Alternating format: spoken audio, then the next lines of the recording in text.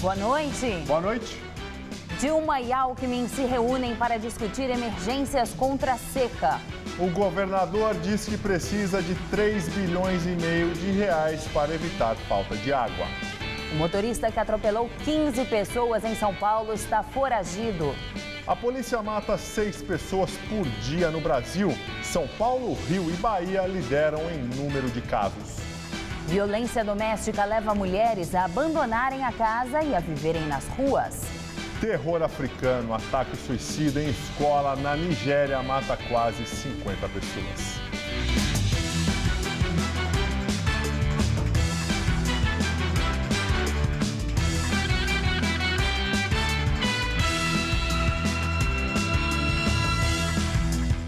Carro desgovernado invade calçada e atropela 15 fiéis que saíam de um culto religioso na zona norte da capital na noite deste domingo. 2 pessoas foram hospitalizadas em estado grave. Uma testemunha reconheceu o motorista do veículo. Ele seria um homem de 31 anos de idade e teria fugido a pé após o acidente. Pela manhã, era possível ver as marcas no asfalto e também na calçada da Avenida Roland Garros, uma das principais vias da Vila Medeiros.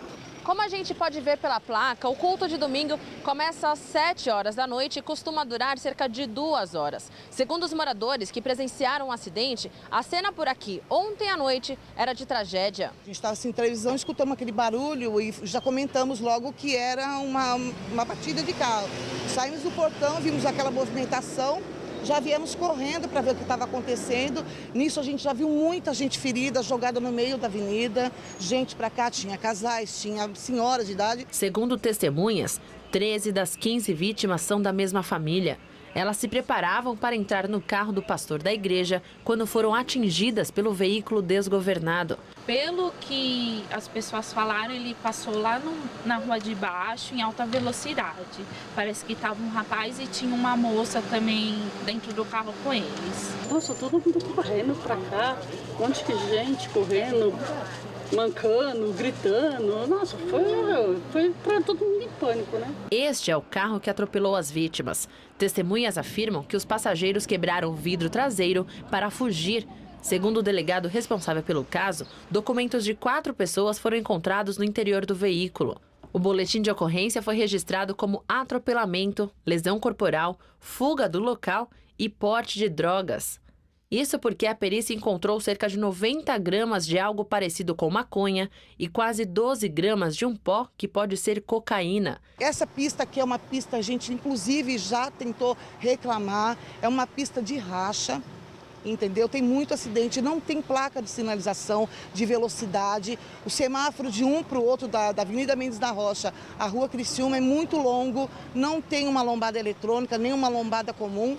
Então isso facilita muito os acidentes aqui nessa avenida. Irani é membro do Conselho Participativo Municipal junto às subprefeituras da região e pede mais conscientização dos motoristas. E eu acredito até que do poder dos pais sobre os filhos, de estar conversando, de estar conscientizando. Eu acredito que 80% dos nossos problemas hoje nessa região é a questão da conscientização, em todos os sentidos. Estudo do Fórum Brasileiro de Segurança Pública mostra que 6 pessoas morrem por dia em confronto com a polícia no Brasil. O levantamento consta no Anuário da Violência lançado hoje. Segundo o anuário, no ano passado, 2.212 pessoas foram mortas pela polícia em todo o país. Ainda de acordo com o levantamento, a tropa mais letal do país está no Rio de Janeiro, seguido por São Paulo e pela Bahia. A comparação com a polícia dos Estados Unidos mostra uma explosão no número de casos. Nos últimos 5 anos, as polícias brasileiras mataram 11.197 pessoas, enquanto a dos Estados Unidos levou 30 anos para atingir quase o mesmo número de mortes, 11.090. Por outro lado, os policiais brasileiros também foram vítimas. vítimas.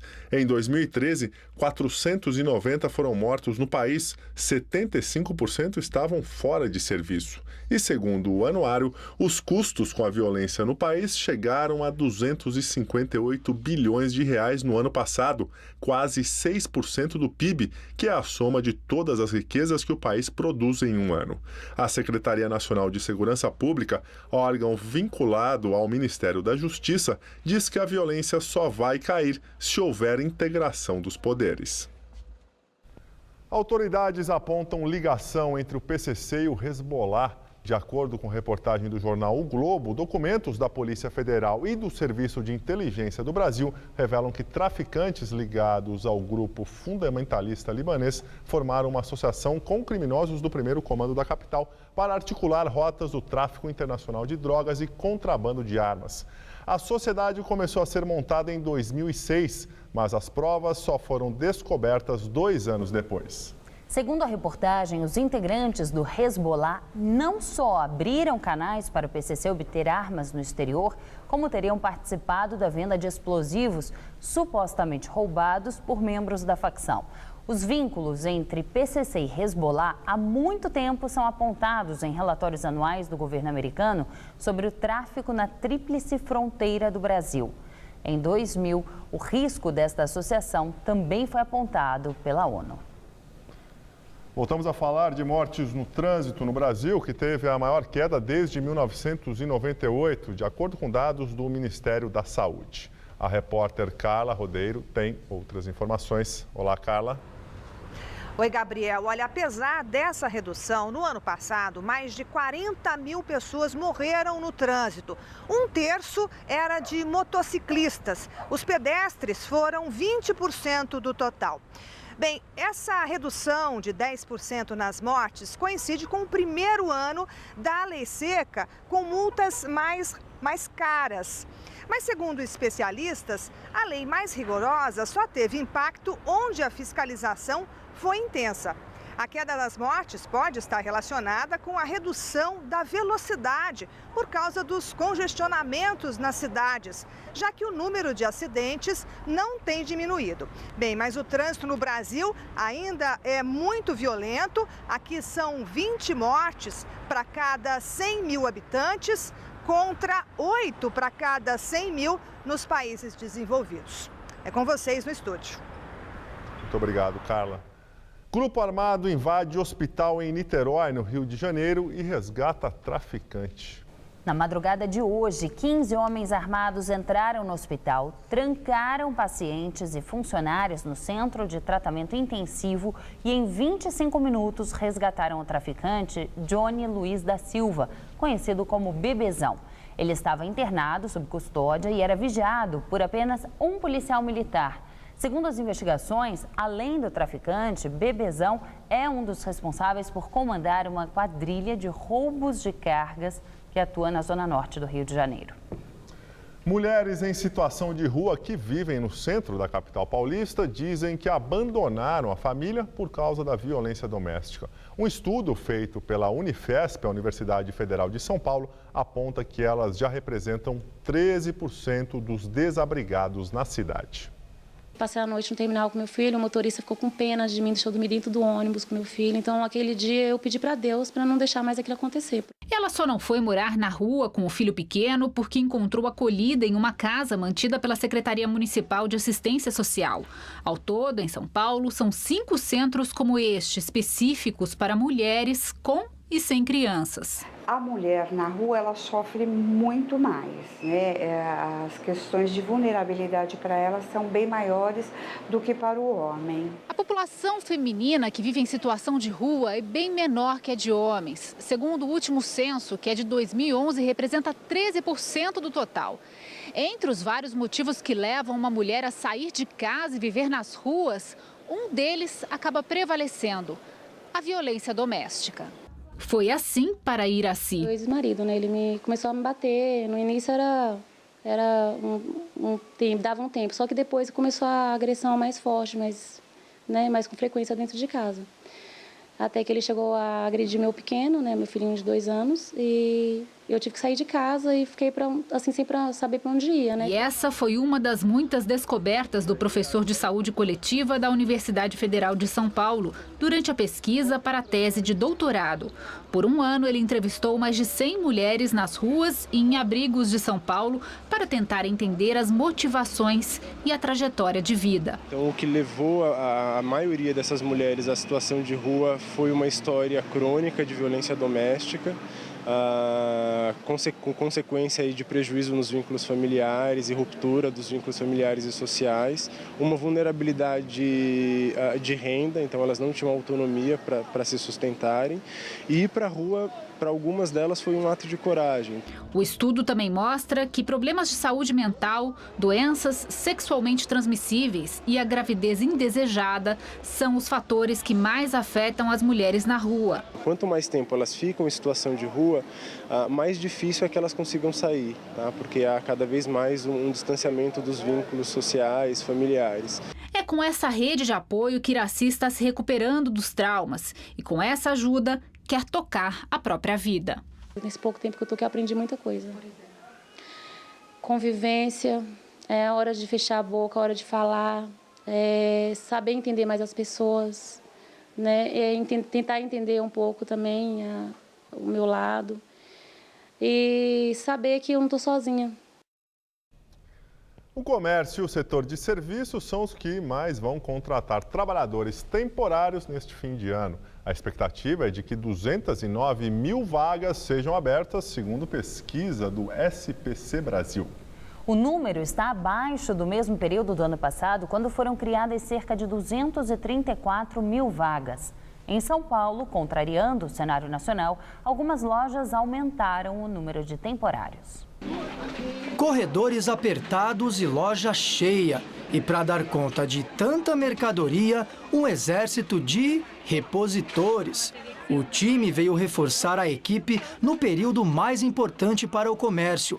São 15 funcionários temporários, 2 a mais que no ano passado. Não posso manter, no caso, as prateleiras vazias em hipótese alguma, senão eu não vou ter mercadoria para servir para o cliente. É onde entra o trabalho desses temporários. E, geralmente nós fazemos um contrato de 3 meses com eles.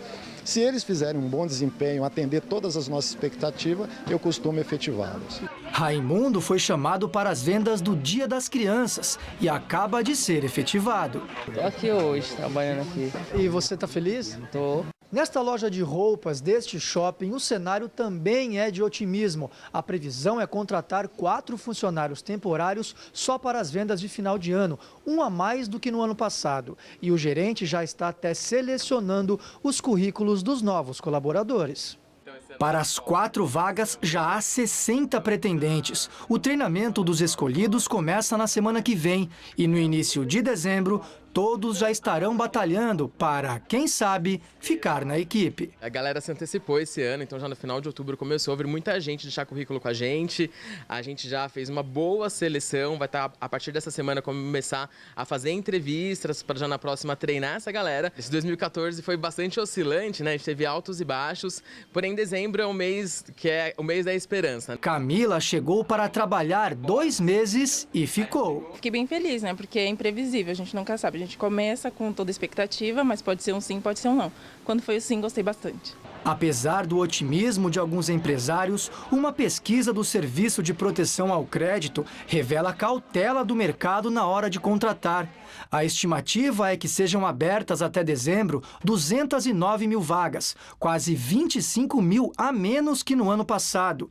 E mesmo entre os que vão ampliar a equipe, 70% não pretendem efetivar os temporários. Carlos foi repositor, depois contratado e agora promovido a auxiliar de caixa. Ele conta o segredo para se destacar, mesmo diante de previsões negativas. Sempre chegar no horário no serviço, fazer o seu direitinho, né? Quando os caras chegarem em você, você pode ficar um tempo a mais aqui, meia hora, 1 hora a mais, claro que eu posso. Taxa de juros média cobrada para pessoas físicas volta a subir em outubro após recuar em setembro.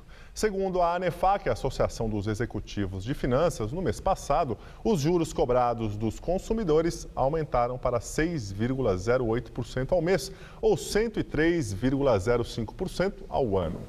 Apesar disso, de acordo com a ANEFAC, os reflexos da elevação da taxa básica de juros para 11,25% ao ano no final de outubro só deverão ser refletidos na próxima pesquisa.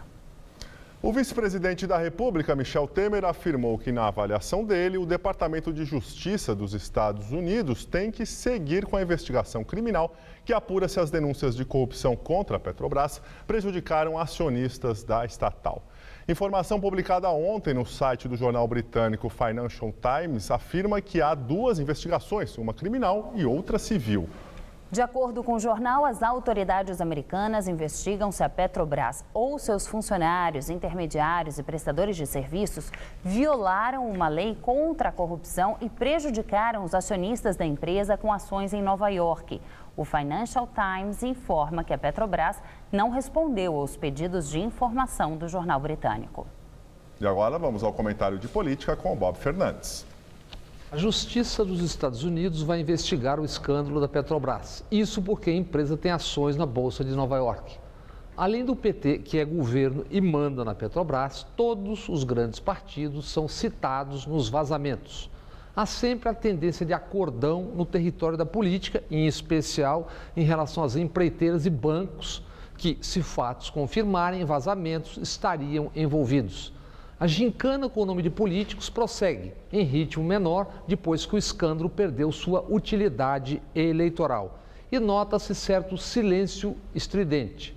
Silêncio em relação à dúzia de empreiteiras e aos bancos citados nos vazamentos seletivos. No nosso Supremo, o domínio do fato prosperou macunaímico.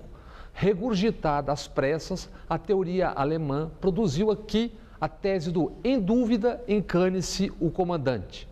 O Ministério Público tem agora a oportunidade de oferecer delação premiada a dirigentes de empreiteiras e bancos e ir subindo de andar. É de se ver até onde isso chegará. O ministro Gilmar Mendes diz temer o bolivarianismo no Supremo. Isso porque até 2018 a presidente Dilma poderá indicar 6 ministros para o tribunal. Gilmar Mendes parece não lembrar que chegou ao Supremo tendo sido advogado-geral da União no governo Fernando Henrique, como Dias Toffoli o foi no governo Lula. Em 2008, em companhia do senador Demóstenes Torres, Gilmar Mendes chamou o presidente Lula às falas por conta de um grampo que não existiu. Isso no caso Satyagraha, quando se cobrou a cabeça do então diretor da ABIN, Paulo Lacerda, a quem jamais pediram desculpas pelo erro. Antes do julgamento do chamado Mensalão, Gilmar Mendes tratou como quadrilha a cúpula do PT e não se colocou como impedido depois de ter pré-julgado. Ao manifestar temor quanto a futuro bolivarianismo do Supremo, o ministro lança suspeitas sobre atuais e futuros colegas. Curioso é que, na prática, Gilmar tem sido o mais engajado, o mais partidário dos ministros do Supremo, o mais próximo dessa imagem que se popularizou como sendo a de um bolivariano. Boa noite. Supremo Tribunal Federal autoriza a prisão domiciliar para Valdemar Costa Neto. A decisão é do ministro e relator do caso no STF, Luiz Barroso. Ex-deputado federal pelo PR, Costa Neto foi condenado no processo do mensalão petista a 7 anos e 10 meses de prisão por corrupção passiva e lavagem de dinheiro. Ele foi preso em dezembro do ano passado e está cumprindo pena no Centro de Progressão Penitenciária do Distrito Federal, no regime semiaberto. Como trabalhava fora da cadeia, Costa Neto teve dias da pena descontados. Como cumpriu 1/6 da condenação, obteve a progressão do regime. Outros condenados no processo, como o ex-ministro da Casa Civil, José Dirceu, e o ex-presidente do PT, José Genuíno, também cumprem pena em casa. Funcionário público suspeito de envolvimento em um esquema de extorsão a comerciantes em São Paulo tem carros e imóveis de luxo. Reportagem do jornal Folha de São Paulo mostra que o engenheiro Roberto Torres, já investigado pela Controladoria Geral do município por suspeita de enriquecimento ilícito, tem pelo menos 19 imóveis e 9 carros de luxo. Segundo a reportagem da Folha, ele tem salário de R$ 4.000 mensais. Torres já havia sido flagrado pedindo propina a um comerciante em um vídeo que foi revelado pelo programa Fantástico da TV Globo. O dinheiro seria para pagar um laudo e livrar o comerciante de ter de responder por irregularidades na CPI dos alvarás, que funcionou na Câmara Municipal. O advogado do engenheiro diz que ele está à disposição da Justiça e que todos os bens têm origem comprovada. Em busca de uma solução para a crise hídrica em São Paulo, o governador Geraldo Alckmin se reúne com a presidente Dilma Rousseff. O encontro aconteceu em Brasília. Alckmin pediu ao governo federal 3,5 bilhões de reais. As obras para amanhã já estão sendo feitas. Nós vamos entregar neste mês de novembro mais 1 metro cúbico por segundo do Guarapiranga. Então, 300 mil pessoas saem do Cantareira, passam para o Guarapiranga. Então, as obras já estão sendo realizadas. O que nós propusemos são novas obras. 3,5 bilhões é o orçamento dessas 8 obras estruturantes. Pode ser recurso a fundo perdido, orçamento geral da União, pode ser financiamento. Nós temos uma boa capacidade também de financiamento. Todos os mananciais que abastecem São Paulo apresentaram queda nos níveis nesta segunda-feira. O reservatório da Cantareira diminuiu 0,1 ponto percentual entre ontem e hoje e registra 11,3% de sua capacidade, incluindo as 2 cotas do volume morto. O Alto Tietê apresentou a mesma queda e marca hoje 8,2%. Já o sistema Guarapiranga está operando com 36,4% da capacidade. De acordo com a Sabesp, as chuvas que caíram no início do mês não foram o suficiente para começar a recuperação dos reservatórios, porque a água evapora por causa do forte calor ou é sugada pela vegetação que fica ao redor das represas. E agora vamos ao comentário do especialista em meio ambiente e sustentabilidade, Ricardo Carvalho. Aos poucos vai se fechando o círculo de informações em torno da necessidade do planeta, ou seja, de todos nós se conscientizar de uma vez por todas que o aquecimento global é uma ameaça real, como mais uma vez assegurou no mês passado o painel de cientistas ligado à ONU, ao publicar o mais contundente relatório sobre a importância de reduzir a emissão de gases de efeito estufa. Aliás, este alerta dos cientistas vem sendo feito desde 1990, há 24 anos, portanto. O círculo de informações vem se fechando porque nunca, como agora, se falou tanto sobre o aquecimento. E não é blá blá blá de curiosos ou de falsos profetas. O fato é que aumentou muito a exposição do assunto nas redes sociais, no cinema, na imprensa em geral e na televisão em particular. Na TV por assinatura já existe programa dedicado exclusivamente ao tema. O cinema segue a rota aberta pelo filme A Era do Gelo, desenho animado de 2002. Hoje, inclusive, estreia em São Paulo o filme Interestelar. Uma missão especial busca um novo planeta diante do desastre ambiental na Terra. Sem dúvida que o aquecimento global, tratado pelo cinema, pela TV e pela imprensa, reflete o interesse crescente da sociedade sobre o assunto. E o que cada um de nós pode fazer diante dessa tragédia que também se anuncia pelas secas inusitadas em todo o Brasil e até na Cantareira? Ou você pensa que a secura na Cantareira não tem nada a ver com o aquecimento global? Pois tem sim, não se engane. Bem, nos cabe desde pressionar o governo para a implementação de políticas públicas, assim informar sobre outras contribuições, por menores que possam parecer. Não se esqueça que todas estas iniciativas ambientais estão interligadas entre si e vale a pena consultar as redes sociais e sites para saber o que pode ser feito na nossa dimensão de cidadão e cidadã. Para mais informações, é só enviar um e-mail para sustentabilidade@tvgazeta.com.br que eu vou ter o prazer em responder. Boa noite. Uma massa de ar seco volta a ganhar força em São Paulo e o tempo deve ficar aberto agora no começo desta semana. Mas, segundo os meteorologistas, a partir de quinta-feira pode voltar a chover na cidade. Vamos ver em detalhes a previsão para o Brasil e o estado de São Paulo com Luciana Magalhães. Uma frente fria avança do sudeste em direção ao nordeste nesta terça-feira. Ainda ocorrem pancadas de chuva no oeste e norte de Minas Gerais. Mas agora a chuva vai se concentrar no centro-sul da Bahia, podendo se estender até o Maranhão. Nas demais áreas do nordeste e do sudeste, o tempo fica aberto e faz calor. Tempo firme também no sul, com chuva à tarde, apenas no oeste do Paraná. E no centro-oeste e norte do país, o tempo continua bastante instável, com pancadas de chuva. Máximas amanhã de 33 graus em Campo Grande e de 32 em Fortaleza. Em São Paulo, uma nova massa de ar seco impede a formação de nuvens de chuva e o tempo fica aberto em todo o estado. No centro-oeste, máxima de 32 graus em Presidente Prudente. No norte paulista, máxima amanhã de 32 em Barretos e de 31 em Franca. E na faixa leste, máxima de 28 graus em São José dos Campos. Amanhã na capital, sol entre poucas nuvens, máxima de 29. Na quarta, as nuvens aumentam e podem ocorrer pancadas de chuva à noite, máxima também de 29.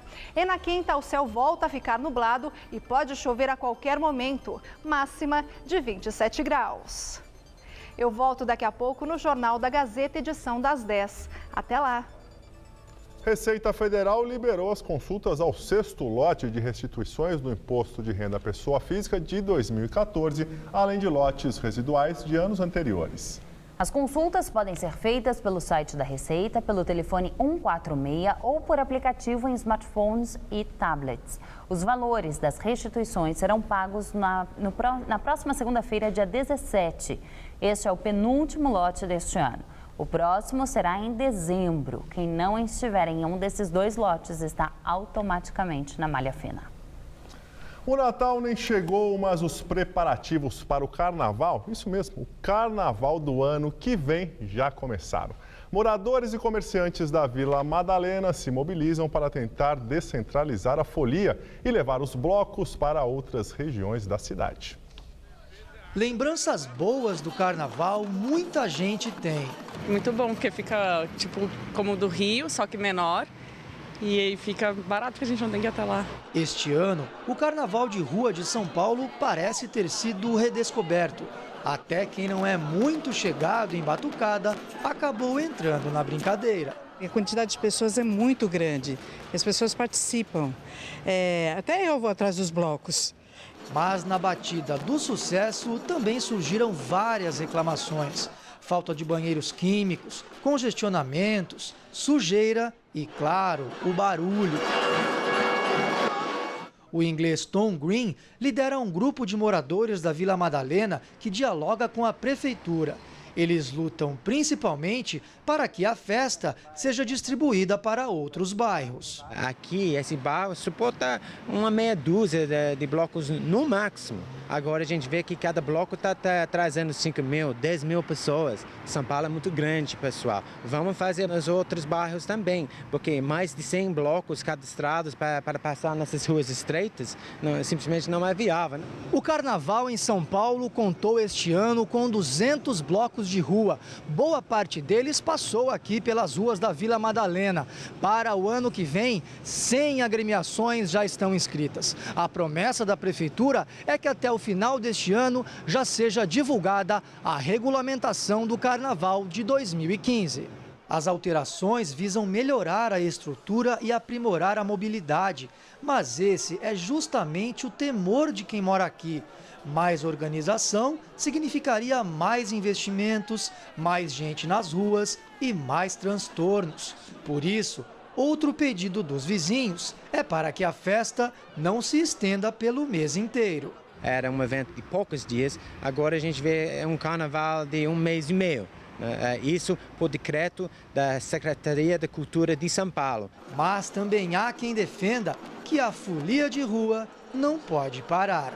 O carnaval de rua é uma prática que nos tempos antigos ocorreu muito, depois ficou um pouco fora e agora está retomando. Eu acho que o carnaval de rua tem que ser incentivado e organizado para que ele ocorra da melhor maneira possível. Não tem como as pessoas ficarem reclamando por demais dessas coisas, né? Faz parte. Qualquer lugar do Brasil que você vá tem carnaval, tem festa.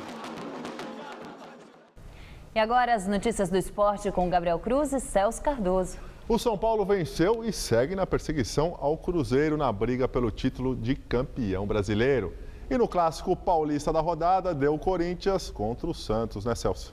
Isso mesmo, Gabriel. Em Itaquera, o Corinthians confirmou 100% de aproveitamento nos clássicos paulistas. Depois de vencer o Palmeiras, o São Paulo agora foi a vez de derrotar o Santos. O São Paulo venceu o Vitória fora de casa e permanece na vice-liderança. No Barradão, Osvaldo levantou na área e Luiz Fabiano de cabeça fez 1-0 para o São Paulo diante do Vitória. E na etapa complementar, Cadu arriscou de muito longe e anotou um golaço para os donos da casa. 1-1.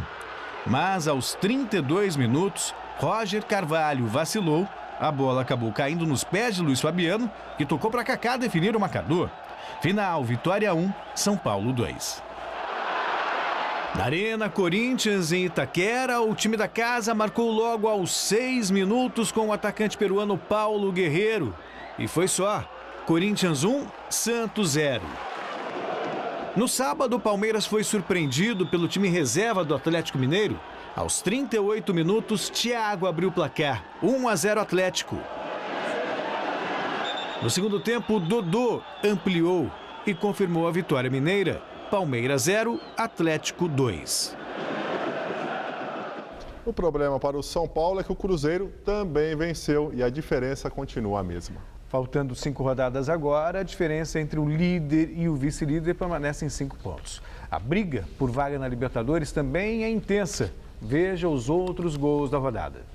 O Botafogo recebeu o Atlético Paranaense em volta redonda e o atacante Cléo decidiu o jogo para o Furacão. Ele marcou os 2 gols e garantiu a vitória do time do Paraná por 2-0. O Botafogo segue na zona do rebaixamento.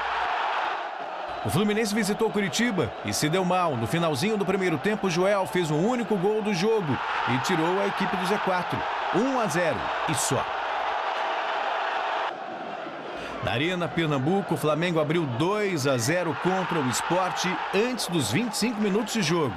Márcio Araújo fez o primeiro e Nixon ampliou a vantagem completando o cruzamento de João Paulo. Mas no final, o time carioca dormiu no ponto e em 3 minutos o Sport buscou o resultado. Danilo e Mike marcaram e deixaram tudo igual. 2-2. No duelo catarinense, melhor para o Figueira contra a Chapecoense. 1-0, gol de Marcão, de letra. Uma vitória, a equipe alvinegra espantou, por enquanto, o fantasma do rebaixamento. No Grenal de número 403 da história, o Grêmio atropelou o Inter. Luan, aos 27 de bola rolando, fez 1-0 para o tricolor gaúcho. Na etapa final, Ramiro recebeu em velocidade dentro da área e anotou o segundo do time de Filipão, 2-0. O Colorado bem que esboçou uma reação com este belo gol de Rafael Moura. Só que Alan Ruiz, 2 vezes, decretou a goleada azul na Arena. Com a vitória por 4-1, o Grêmio pulou para a 3ª colocação na tabela do Campeonato Brasileiro. No Serra Dourada, gols apenas no segundo tempo para Goiás e Bahia. Eric 2 vezes e Thiago Mendes, alá Ronaldinho Gaúcho, garantiram a vitória esmeraldina. Com a derrota, o tricolor da Boa Terra se mantém com 31 pontos e está na vice-lanterna do Brasileirão. No Mineirão, o Criciúma começou a partida assustando o Cruzeiro. Luca fez 1-0 para o Tigre com menos de 3 minutos de jogo. Só que o trio Marcelo Moreno, Ricardo Goulart e William tratou de acalmar os ânimos em Minas Gerais. Final, Cruzeiro líder do Campeonato 3, Criciúma 1.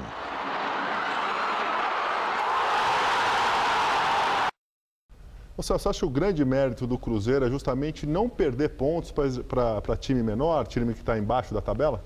Sim, sem dúvida. É o time mais regulado do Campeonato Brasileiro. Apresentou uma queda agora nas últimas rodadas, é verdade, mas continua sendo o mais forte candidato para a conquista do título. Ontem deu até uma ponta de esperança para São Paulinos quando estava perdendo para o Criciúma por 1-0. Só que essa vantagem do Criciúma não durou muito tempo. No segundo tempo, o Cruzeiro fez 3 gols e permanece aí na liderança. Mas o Cruzeiro tem uma semana complicada agora, Sim, né? mas o São Paulo também tem, né? Tem o Internacional agora, depois tem Copa Sul-Americana. São os dois que brigam pelo título. Mais interessante ainda é a briga pela Libertadores América, que você tem 3 pontos separando o Fluminense do Grêmio, são 6 times brigando por 2 vagas. Bem interessante essa briga. Agora a seleção brasileira. Os jogadores fizeram agora à tarde o primeiro treino na Turquia, onde enfrentam a seleção local em amistoso na próxima quarta-feira. E o técnico Dunga teve que fazer mais uma mudança de última hora. Lucas, do Paris Saint-Germain, sofreu uma lesão no pé e foi cortado. Para o lugar dele, o treinador convocou Anderson Talisca, do Benfica, de Portugal. Ele já havia sido convocado para um torneio com a seleção olímpica na China neste mês e agora terá sua grande chance no time principal. Ele deve se apresentar à seleção amanhã. Talisca é o artilheiro do Campeonato Português com 8 gols marcados. Fórmula 1 no GP do Brasil, que aconteceu ontem aqui em São Paulo, Nico Rosberg foi o primeiro colocado. Lewis Hamilton chegou em segundo, mas manteve a liderança do Mundial de Pilotos, faltando apenas mais uma rodada. O alemão da Mercedes dominou a corrida e foi seguido de perto pelo companheiro de equipe e rival Lewis Hamilton. A distância entre os dois aumentou quando o britânico perdeu o controle do carro. Felipe Massa da Williams levou penalidade de 5 segundos por acelerar demais no pit stop, mas mesmo assim ficou com o terceiro lugar. O brasileiro foi ovacionado por quem estava em Interlagos. A última corrida da temporada acontece no próximo dia 23 em Abu Dhabi. Para Rosberg ser campeão, ele precisa vencer e Hamilton precisa conquistar no máximo o terceiro lugar. Muito bom ver novamente o Massa no pódio, ainda mais no Brasil. Muito obrigado, Celso. Boa noite, tchau, até amanhã. Juliana, é com você? O mercado de beleza movimenta bilhões de reais aqui no país. Quando o assunto é maquiagem, o consumo daqui só perde para Estados Unidos e Japão. Uma feira aqui em São Paulo mostrou as últimas novidades do setor. Um espaço dedicado exclusivamente às maquiagens e, em busca delas, profissionais de todo o país de olho nas novidades. E não são poucas. Elas ganharam cores, produtos diferentes na sua composição e estão mais acessíveis. É um setor que cresce muito. O Brasil é o terceiro país em produtos de beleza e higiene pessoal. Fica atrás somente de Estados Unidos e Japão. A marca já tradicional nos Estados Unidos agora está no Brasil e chama a atenção pela forma como a maquiagem é aplicada e pela durabilidade. O look chega a durar até 3 dias. A técnica que começou a ser usada nas produções do cinema americano e por artistas famosos, agora ganha espaço no dia a dia das mulheres. É uma qualidade para o trabalho que você precisa, o profissional que desenvolve isso em determinadas regiões do Brasil, elas extremamente quentes ou frias, você consegue atingir todos os níveis e ter a durabilidade, a qualidade e a pigmentação que não interfere no que tem de processo de cuidados, de maquiagem, essas coisas. E que tal a maquiagem que não sai com a água? Pois ela existe e promete resolver alguns problemas de quem não dispensa uma boa produção a qualquer hora do dia. Não, é perfeito. Eu, por exemplo, vou estar maquiada sempre para ir para a praia, para ir para a piscina. Aqui os macetes da boa maquiagem não ficam escondidos. Tem maquiagem para cobrir cicatrizes e as indesejadas espinhas. E a espinha vermelha, a gente utiliza o corretivo verde, porque são cores que vão complementar, são cores complementares. E o bom corretivo, justamente aquele que contém silicone e vitamina, justamente para hidratar essa região. Muda completamente o nosso jeito de querer se maquiar, né? Completamente diferente. Clarissa veio de Belo Horizonte buscar conhecimento. Ela dá aula num curso superior de tecnologia em estética e cosmética na capital mineira. Acho que aprendi muito e essa profissão nossa cada dia está mudando e a gente tem que estar sempre aperfeiçoando, não tem como. Além da feira com mais de 25 expositores, o evento reúne também alguns dos mais importantes maquiadores do mundo. Os maquiadores participam de um congresso onde recebem dicas. Beto Bravo é um dos convidados. Com um trabalho reconhecido em todo o país, é hoje sinônimo de produção para campanhas publicitárias. O curitibano considera a maquiagem uma grande arte. A mulher tem que se autoconhecer, saber exatamente o que ela busca. Quando ela procura um profissional, esse profissional tem que saber o que esta mulher também busca, não colocar o seu gosto pessoal sobre ela. E limites, não existem limites. Educação. O gabarito oficial do Enem sai até quarta-feira. Neste ano, o exame bateu o recorde de participantes, com mais de 6 milhões e 200 mil candidatos inscritos. Segundo o balanço do Ministério da Educação, pelo menos 1.519 pessoas foram eliminadas durante a aplicação das provas. Dessas, 236 foram eliminadas por uso de celular. As notas do Enem são usadas para selecionar os candidatos para as vagas em universidades federais e outras instituições de ensino. A falta de tempo do paulistano tem mudado o perfil de supermercados na cidade. Mais próximos da casa e do trabalho do cliente, com atendimento mais intimista, os mini-mercados vêm ocupando um espaço que antes era dos hipermercados. O carro-chefe são as frutas, as verduras, os legumes, expostos bem na frente da loja. Dentro, ao longo do corredor, o espaço modesto acomoda um pouco de tudo. Também produtos de limpeza e até bijuterias no fundo. Quando Adriana e o marido começaram um negócio 2 décadas atrás, os amigos não acreditavam que pudesse dar certo. No começo as pessoas, nossa, o que começou a abrir uma rede muito grande de supermercados, eles queriam atingir 1.000 mercados e tal, e falaram, olha, vocês vão ser engolidos por esses grandes, né? Aconteceu o contrário. Nos últimos anos, os hipermercados perderam espaço e faturamento para os pequenos. Tanto que grandes redes têm inaugurado lojas menores para concorrer com os mercadinhos de bairro. Existem 390 mil no país, 62% mais que há 5 anos, segundo uma pesquisa do Sebrae, que constatou também que São Paulo é um dos estados onde esse tipo de comércio tem proliferado mais.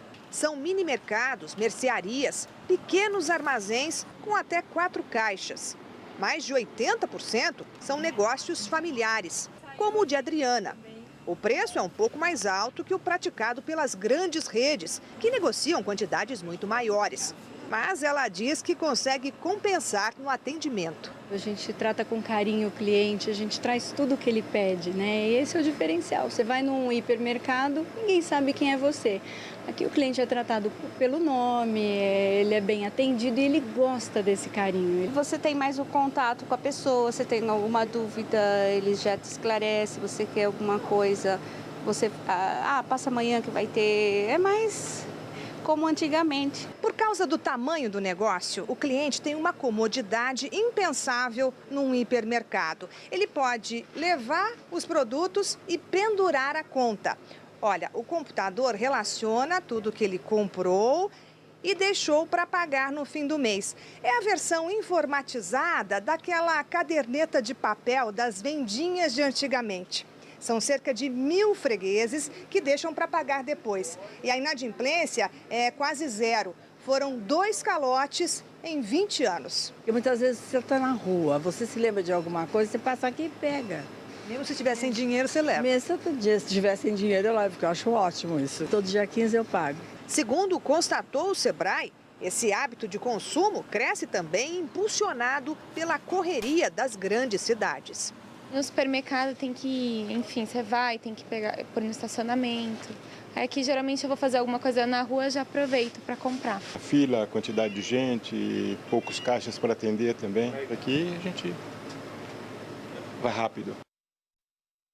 A seguir, ataques a facadas em Tel Aviv e na Cisjordânia matam uma mulher e ferem um soldado. E atentado na Nigéria. Ataque suicida numa escola deixa quase 50 mortos. Vamos agora à entrevista do dia com Maria Lídia Flandoli.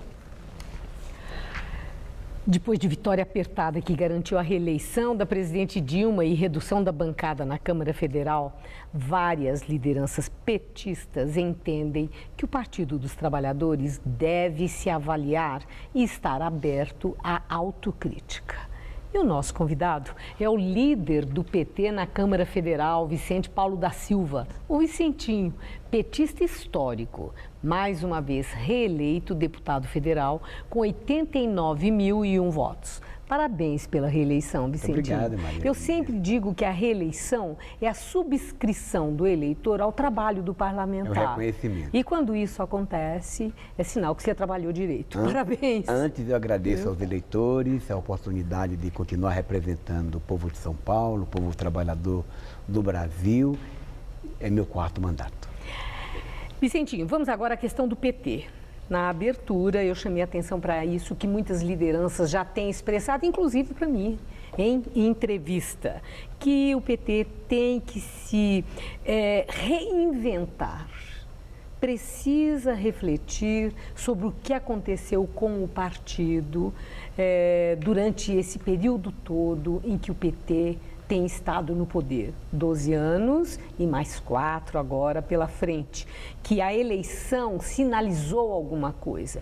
No seu entender, foi sinalizado antipetismo? Bom, primeiro, Maria Lídia, lembrar que a presidenta Dilma, com essa eleição apertada, me lembrou o resultado de grandes nações, como os Estados Unidos e a França, em que o presidente Barack Obama foi reeleito com um percentual menor do que o que a Dilma teve, e o presidente da França, François Hollande, também com percentual menor também. Isso é da democracia, graças a Deus. A gente vive um momento em que a democracia se consolida, as instituições fortes determinam esse caminho, e a gente tem sempre que estar atento e submetido à vontade do povo. Esta eleição, em que pese a vitória e a alegria da vitória pela atenção, ela nos faz sempre refletir. O povo nos dá recado. E o meu partido, que é o partido que eu sou um dos seus fundadores, eu não preciso de refundação, agora precisa sempre fazer a sua avaliação. Tanto é que nós vamos realizar agora em Fortaleza um encontro nacional do diretório e o ano que vem teremos o 5º congresso. Nós temos que ter a humildade de reconhecer aonde a gente errou, não é? Para a gente melhorar. E existe essa abertura no partido? Completamente. Eu já entrevistei Gilberto Carvalho, ministro, por exemplo, e ele usou uma expressão muito interessante. Ele disse: o PT fez muito bem ao Brasil quando chegou ao poder, mas o poder não fez bem ao PT. Bom, fora essa frase de efeito do meu querido companheiro Gilberto, a verdade é que o povo também quer mais, e é natural. Se você conquista, você não está satisfeito só com o que você conquistou. Você quer sempre mais. E eu acho que uma coisa que é importante deixar muito claro, Marilide, que nós erramos muitas vezes. Essa é a grande verdade. Você está construindo um país, às vezes não consegue satisfazer a todos, embora coisas marcantes aconteceram, como tirar pessoas da miséria, garantir educação para muita gente, ganhar soberania, respeitabilidade. Agora, vamos ser sinceros, pessoal? O ataque foi muito grande ao nosso partido. Grandes revistas... Quando isso? Em relação a quê? A eleição, na campanha? Durante os 4 anos, você tem uma ideia, eu estou estudando agora a situação da nossa presidenta Dilma, mas o Lula, uma revista aí, 56 capas com o Lula, as 56 todas contra o presidente Lula. Ainda bem que o povo não se deixa levar. Isso, né? que eu ia dizer a você. Quando uma revista...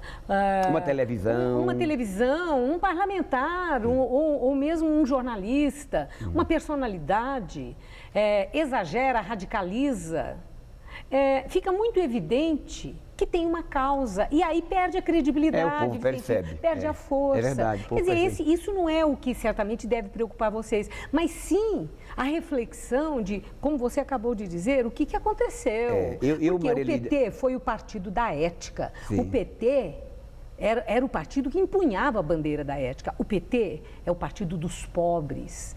Sim. E o PT, houve uma espécie de um distanciamento das ruas. Maria Lídia, olha, o próprio Lula reconheceu isso num dado momento. Sim, mas o PT tinha que voltar para as ruas. Sim, mas a questão da ética, os escândalos, o mensalão, a Petrobras e tal. Eu quero declarar, Maria Lídia, que o nosso partido continua o mesmo.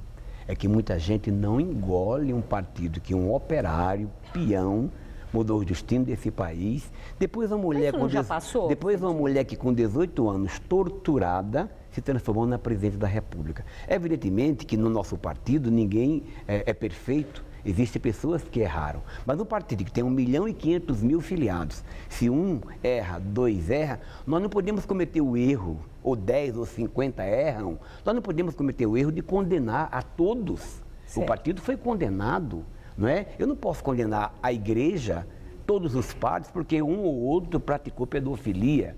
Não posso condenar todos os pastores, porque tem uns que são malandros, criminosos, ladrões. Não posso fazer isso. Então, é o cuidado de separar e os propósitos. Agora, que nós erramos, que devemos fazer uma autocrítica, olhar o que nós podemos fazer para melhorar. Por exemplo, eu acho que a presidenta Dilma tem que fazer o seu melhor mandato agora, dessa vez. Eu acho que o nosso partido tem que estar mais junto com o povo. Eu defendo o retorno aos núcleos de base, aos núcleos de fábrica, para reflexões, para dialogar com o povo.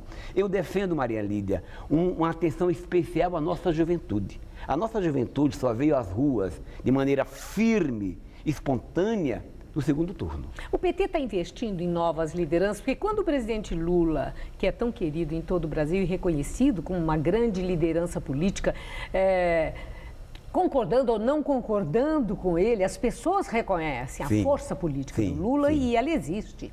E quando ele já disse que admitiu a possibilidade dele ser o candidato em 2018 à sucessão de Dilma, de imediato eu pensei, o PT não tem mais nomes? Tem, nós temos nomes muitos fortes. nomes. Vocês deram espaço para as novas lideranças e oferecer oportunidades para essas lideranças olha, o nosso crescerem? partido, lamentavelmente, eu digo lamentável porque outros assim não fizeram, mas é o primeiro e único partido que introduz na sua direção a paridade entre homens e mulheres, a participação obrigatória percentual de jovens, negros, pessoas com deficiência.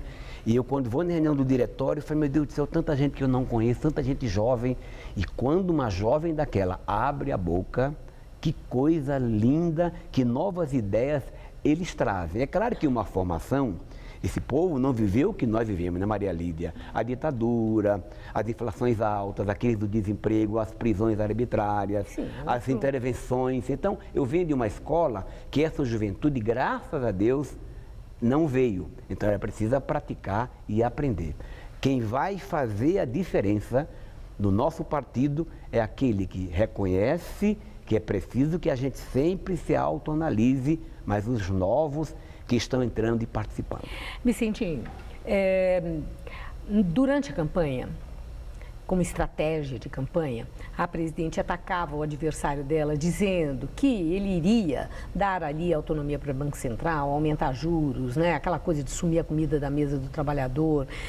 Também falava de que poderia ter mais desemprego no combate à inflação, que ia ter um arroxo, etc. Logo depois de eleita, a presidente, já foi anunciado o aumento da taxa de juros, aumento da gasolina, autorização para o aumento da energia, ou seja, medidas que exatamente refletem aquilo que o outro lá falava, que tempos mais difíceis iriam acontecer.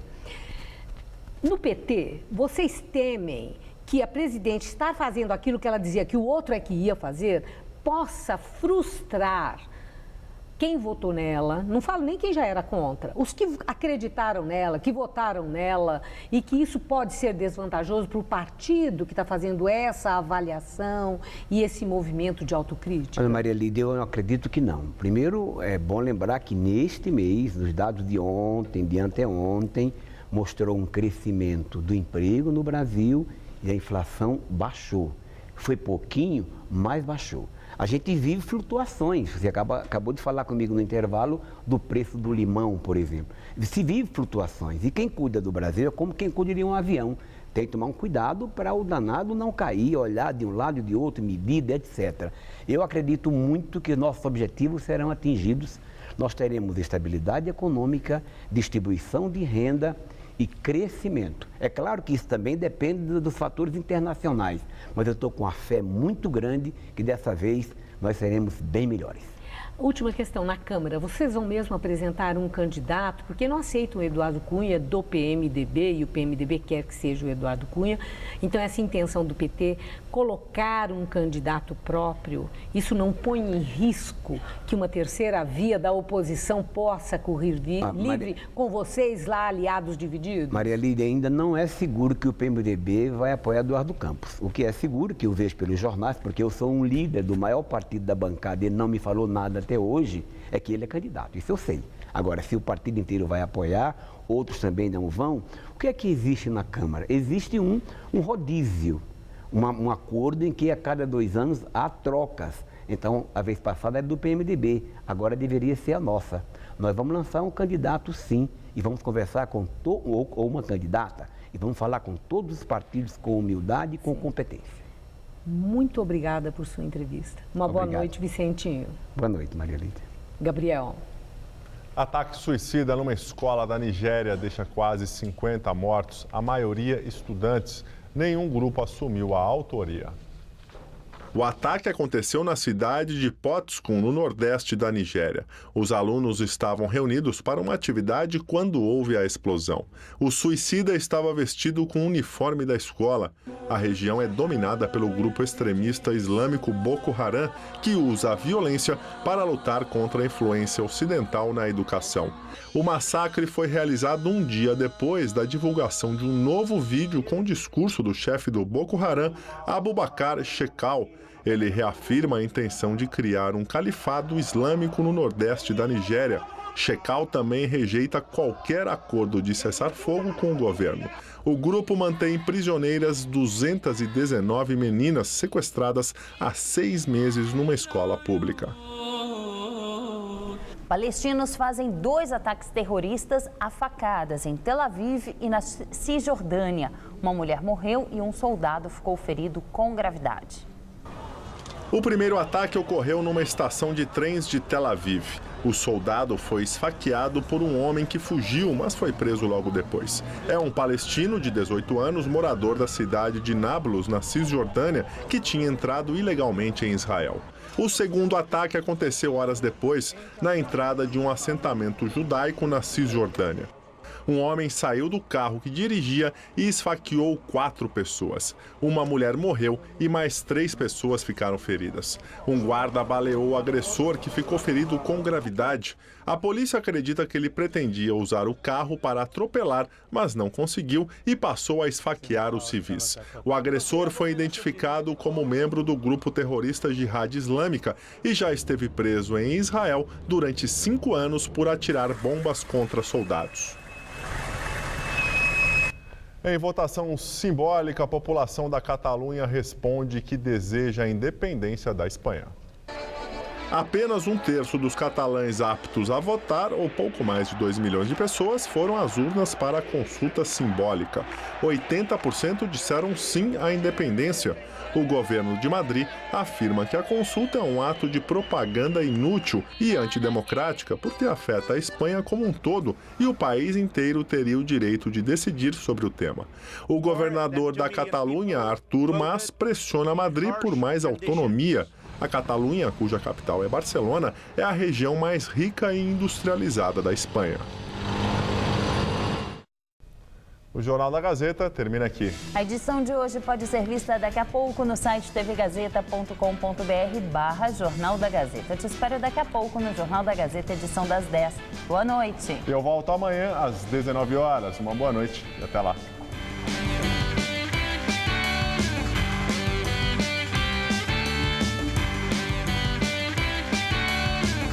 Não perca uma conversa sobre os padrões de beleza no Todo Seu.